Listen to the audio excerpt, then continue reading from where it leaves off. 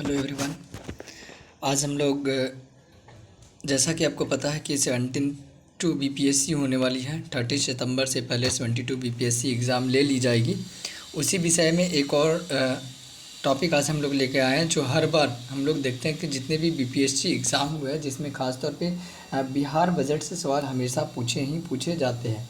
उसी विषय पे आज हम लोग चर्चा करेंगे और ख़ास तौर पे उसमें देखेंगे कि क्या क्या चीज़ों का एक शॉर्ट नोट्स की तरह पे हम लोग सार संक्षेप में इसके बारे में समझेंगे कि सबसे पहले क्या क्या चीज़ों को देखना जो पॉइंट ऑफ व्यू से, एग्ज़ाम पॉइंट ऑफ व्यू से बेहतर होने वाला है।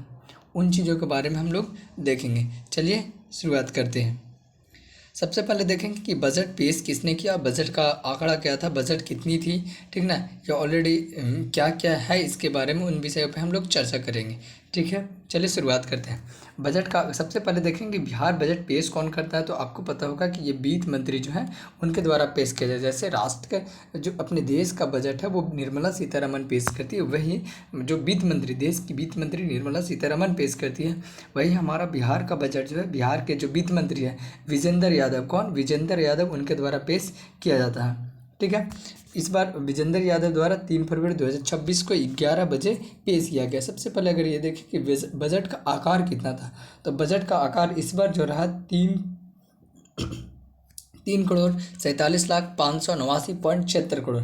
ये डेटा पूछा जा सकता है, तो इस डेटा को आप याद रखिएगा, 3,47,589,76 करोड़। ठीक है, इस बार देखा जाता है कि भाषण कितनी थी, तो भाषण अवधि अगर देखा जाए तो इस बार सबसे शॉर्ट टर्म, मतलब अब तक का सबसे छोटा भाषण दिया गया, केवल 11 मिनट 35 सेकेंड। कितना, 11 मिनट 35 सेकेंड। ठीक है, इसी अनुसार से अगर संवैधानिक प्रावधान देखें तो क्या क्या चीज़ें हैं, जैसे हम लोग बजट की अगर अपने संविधान में बजट की चर्चा देखें तो 112 अनुच्छेद में दिया गया है, वहाँ पे बजट, केंद्रीय बजट की चर्चा है, लेकिन वहाँ पे कोई बजट शब्द नहीं लिखा है, वहाँ पे वार्षिक वित्तीय विवरण लिखा गया। वहीं अगर बिहार की बात बोला जाए, मतलब राज्य की बात बोला जाए, राज्य बजट की चर्चा अनुच्छेद 202 में आपको स्टेटमेंट बेस्ड ये सब चीज़ें दी जा सकती हैं। ठीक है, इन चीज़ों को देखें। अब हम लोग ये देखते हैं कि बजट का जो पैसा है वो आएगा कहाँ से, व्यय कहाँ पे होगा और आएगा कहाँ से, मतलब हम लोग इसको रिसिप्ट कहाँ से करेंगे, प्राप्त कहाँ से करेंगे। तो सबसे पहले अगर देखा जाए तो राजस्व प्राप्तियाँ और पूंजीगत प्राप्तियाँ। तो राजस्व प्राप्तियाँ जो 82.03, कितना है, 82.03% है कि हमको राजस्व प्राप्तियाँ होगी, और पूंजीगत प्राप्तियाँ जो होगी वो 17.97%। कितना, 17.97%। ठीक है, अगर इसी में देखते हैं कि रुपया कहाँ से आता है, तो सबसे ज़्यादा जो बिहार के पास पैसे आते हैं वो केंद्र से आता है, 45.49%। 45.49%, कितना परसेंट, तो 45.49% है। इस डेटा को आप याद रखिएगा कि सबसे ज़्यादा जो बिहार के पास पैसे आते हैं वो केंद्र से आते हैं, वो 45.49%। कितना, 45.49%। वही अगर राज्य का कर भी है, जैसे भूमि का है, तो वो लैंड रेवेन्यू जो होती है वो सरकार के अंदर, राज्य सरकार के अंदर आता है। तो ऐसे कई ऐसे टैक्स है जहाँ से बिहार का जो होता है वो कितना आता है, तो 18.92%। कितना, 18.92। और लोक ऋण से अगर देखा जाए तो 17.81%। और केंद्र सरकार द्वारा जैसे सहायता भी दिया जाता है तो 14.92%। कितना, 14.92%। कई योजनाओं के माध्यम से केंद्र सरकार के द्वारा सहायता प्रदान किया जाता है। ठीक है, चलिए आगे देखते हैं कि ये पैसा अगर इतना आता है तो ये पैसा जाता कहाँ है। तो पैसा जाता है, सबसे पहले अगर हम लोग राजस्व व्यय देखें, एक्सपेंडिचर कहाँ पे करते हैं, तो राजस्व व्यय में सबसे ज़्यादा पैसा राजस्व व्यय से ही आ रहा था। तो राजस्व व्यय में हम लोग 81.74% खर्च करते हैं, और पूंजीगत व्यय में 18.26%। कितना, 18.26%। साथ ही साथ ये पैसा अगर और देखा जाए तो व्यय के प्रमुख क्षेत्र को अगर देखा जाए तो ये व्यय कहाँ कहाँ पे जाता है। तो अगर ये देखा जाए तो व्यय का क्षेत्र कहाँ का है, तो समाज सेवा में सबसे ज़्यादा है। कितना, 41.52%। 41.52%, 41.5% हम समाज सेवाओं में लगाते हैं। ठीक ना, सामाजिक सेवाएं जैसे वृद्धा पेंशन हो गया, और प्रकार के कई स्कीम होते हैं जिसके माध्यम से लोगों तक इन चीज़ों को पहुंचाया जाता है। जैसे सामान्य सेवाएं में देखा जाए तो 28.12%, आर्थिक सेवाएं में 23.39%, और लोक ऋण वापसी में 6.65%। आपको पता होगा कि अभी हम लोग इस बात पे चर्चा किए थे कि हम लोग जो पैसा प्राप्त करते हैं वो लोक ऋण से भी लेते हैं, मतलब लोगों से ऋण लेते हैं हम लोग कई प्रकार के स्कीम के माध्यम से, तो उनको ऋण भी तो देना पड़ेगा, उनको ब्याज भी देना पड़ेगा। तो लोक ऋण की वापसी जो होती है वो 6 52% होती है। और अगर देखा जाए तो सर हम लोग उससे कितना प्राप्त करते हैं, 17.81% प्राप्त करते हैं।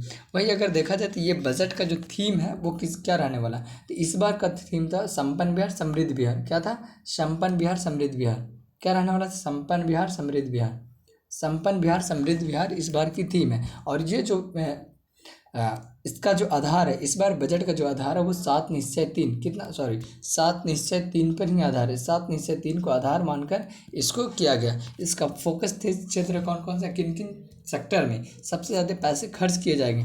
तो इनका जो इस बार का जो फोकस सेक्टर रहा, इस बार जो फोकस सेक्टर रहा, जैसे शिक्षा पे, महिला सशक्तिकरण, रोजगार को देखेंगे, कृषि को देखेंगे, समावेशी विकास को देखेंगे, इन चीज़ों पर देखने को मिला है। ठीक है, आगे बढ़ते हैं कि पैसे कहाँ कहाँ किस किस में ज़्यादा पैसे खर्च किए गए हैं। इसका बिहार का पर कैपिटा इनकम कितना रहा, बिहार का पहले नंबर पे कौन रहा, उन चीज़ों को भी हम लोग देखेंगे। वित्तीय वर्ष 26-27 के जो मुख्य आंकड़े हैं उन चीज़ों को देखते हैं। तो हमारा बिहार का जो आर्थिक विकास दर है वो 14.5 कितना परसेंट, 14.9% कितना परसेंट, 14.9% रहने की अनुमान लगाई गई। कितना, 14.9%, तो 14.9%। अगर वही बिहार का GSDP देखें, कितना बिहार का GSDP देखें तो कितना है, बिहार का GSDP देखें तो 13,09,155 करोड़। कितना, 13,09,155 करोड़। ठीक ना। अब अगर कुल व्यय देखें तो हम लोग 3,47,000,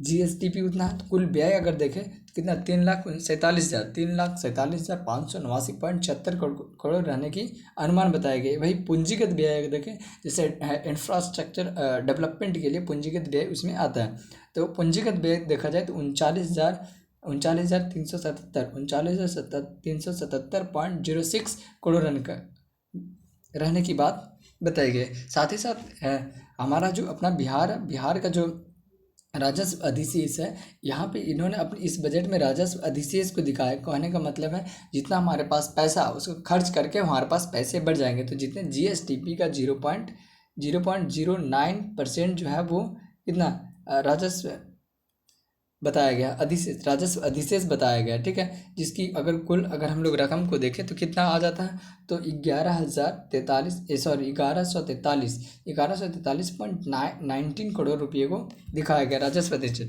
अगर हम वही बिहार की बात को देखा जाए, बिहार में पर कैपिटा इनकम को देखा जाए तो बिहार में सबसे ज़्यादा अगर पर कैपिटा इनकम है तो पटना को, क्योंकि ऑलरेडी बहुत ज़्यादा डेवलप्ड है। इस बिहार की राजधानी है वो बेगूसराय, ये इंडस्ट्रियल एरिया आता है, मुंगेर इंडस्ट्रियल एरिया आता है। तो ये सारे फर्स्ट पे सबसे ज़्यादा पर कैपिटा इनकम में पटना, सेकेंड पे बेगूसराय, थर्ड पे मुंगेर रहा। वही अगर शिवहर की बात बोला जाए तो 38वें स्थान पे, कौन से 38वें, सबसे लास्ट बोला जाए तो कौन सा, शिवहर। वहाँ बिहार की अगर पर कैपिटा इनकम बोला जाए तो 76,490, कितना, 76,490 रुपये की अनुमान लगाई गई है। वही हम लोग वित्तीय घाटा को अगर देखा जाए तो वित्तीय राजकोषीय घाटा इस बार जो रहने वाला है 0.99% और राजस्व घाटा 0.09%। प्राथमिक घाटा 13,748.12 करोड़, 13,748.12 करोड़ राजस्व घाटा रहने का अनुमान लगाया गया। 7 निश्चय पर हम लोग एक अलग से वीडियो लेकर आएंगे। जैसे इसमें 3 पॉइंट्स को लिखा गया है, ऐसे 7 निश्चय में 7 पॉइंट को दिखाते हैं। जैसे इस बार को जो रोड मैप 3 है, 7 निश्चय 3 में, इसमें पर कैपिटा इनकम को दोगुना करा, 1 करोड़ रोजगार सृजन करना, महिला सशक्तिकरण को बढ़ावा देना, शिक्षा को बढ़ावा देना। तो कई ऐसे 7 स्कीम है, उस पर एक अलग से हम वीडियो आप लोग के लिए लाएंगे। ठीक है, अब यहाँ पे थोड़ा सा और देख लेते हैं कि सर्वाधिक आवंटन किसको किसको किया गया है, उन चीज़ों को भी हम लोग यहाँ पे देखते हुए चलेंगे। तो सर्वाधिक आवंटन किसको किसको किया गया है, तो आपको पता होगा कि हर बार की तरह इस बार भी सर्वाधिक आवंटन शिक्षा विभाग को किया गया 68,216 करोड़,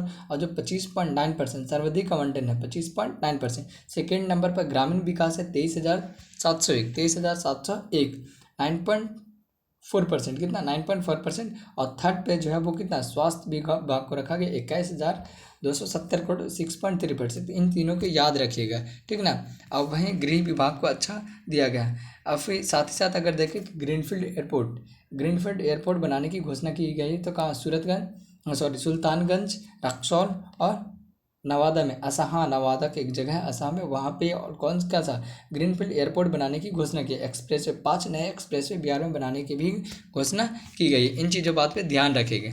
शिक्षा में सुधार के लिए प्रत्येक पंचायत में एक मॉडल स्कूल होगा। शिक्षा में सुधार के लिए हम बताए थे कि प्रत्येक पंचायत में एक मॉडल स्कूल होगा। प्रत्येक ब्लॉक में एक डिग्री कॉलेज होगा। कौन सा डिग्री कॉलेज कहाँ पे, यहाँ पे ध्यान दीजिएगा। प्रत्येक सॉरी प्रत्येक पंचायत में क्या होगा, प्रत्येक पंचायत में एक मॉडल स्कूल, प्रत्येक ब्लॉक में क्या होगा, प्रत्येक ब्लॉक में एक डिग्री कॉलेज, प्रत्येक ब्लॉक में एक डिग्री कॉलेज खोली जाएगी। कौन सा डिग्री कॉलेज खोली जाएगी, प्रत्येक ब्लॉक में एक डिग्री कॉलेज, पंचायत में मॉडल स्कूल। ठीक है, उच्च शिक्षा विभाग की स्थापना किया गया, इसको अलग से आवंटन भी किया गया।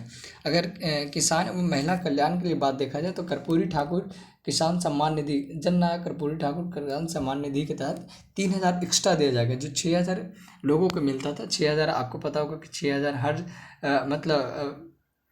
बोले तो हर 4 महीने पे 2,000 रुपये करके 2,000 गुने 3, 2,000 गुने 3 के अनुसार से देखा जाए, मतलब साल में 3 किस्त दिया जाता है 2,000 का। वही इसको बढ़ाकर 3,000 बिहार सरकार की तरफ से दिया जाएगा। अब 9,000 उसको लोगों को मिलेगा, प्रतिवर्ष 9,000 किसानों को दिया जाएगा। सीएम महिला रोजगार योजना के तहत मैक्सिमम 2 लाख, जैसे एक किस्त 10 लाख का जो एक किस्त जब चुनाव था उस वक्त 10,000 रुपया दिया गया था। साथ ही साथ सेकेंड किस्त भी अभी हाल फिलहाल में जारी किया गया। स्वास्थ्य के लिए 10 नए मेडिकल कॉलेज खोलने की घोषणा की गई। 10 गो नया सरकारी मेडिकल होगा, सरकारी मेडिकल कॉलेज खोले जाएंगे। ठीक है, इसके साथ अगर आगे थोड़ा सा देखें, कृषि के क्षेत्र में अगर देखते हैं तो हम लोग उच्च शिक्षा विभाग को कृषि उद्योग उत्पादन में बिहार का स्थान अगर देखते हैं, उच्च शिक्षा विभाग को कितना, अभी हम बताए थे कि शिक्षा के लिए एक नया विभाग स्टैब्लिश किया जाएगा। इसके लिए आवंटन किया गया 8,012 करोड़, कितना 8,012 करोड़ आवंटन किया गया। ब्लॉक लेवल पे आदर्श विद्यालय या डिग्री कॉलेज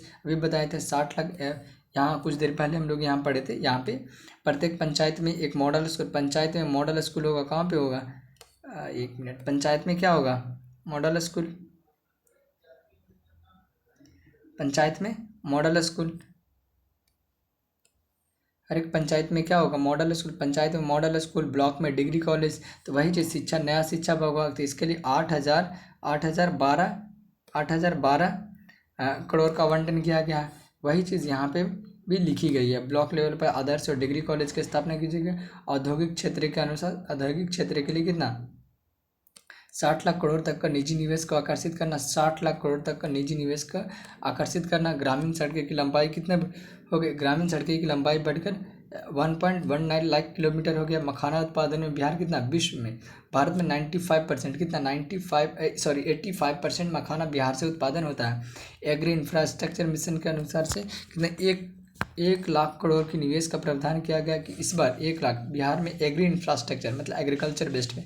खाद्यान्न उत्पादन में देखा जाए तो कितना बिहार में 226.42 मीट्रिक टन अब तक का सबसे अधिक। अगर फसल के उत्पादन में देखें बिहार में प्रथम कौन सा, मखाना और लीची में प्रथम स्थान है। द्वितीय स्थान पे मक्का मखाना सेकेंड पे और सब्जी पे आ जाता है। तृतीय स्थान में अनानास बिहार में तृतीय स्थान, चतुर्थ में शहद आलू में, पंचमा स्थान पे चावल में बिहार का स्थान 5वां है। ठीक है, आशा करते हैं कि सारी चीज़ समझ में आ गया होगा। मिलेंगे नेक्स्ट वीडियो में, तब तक के लिए थैंक यू, जय हिंद।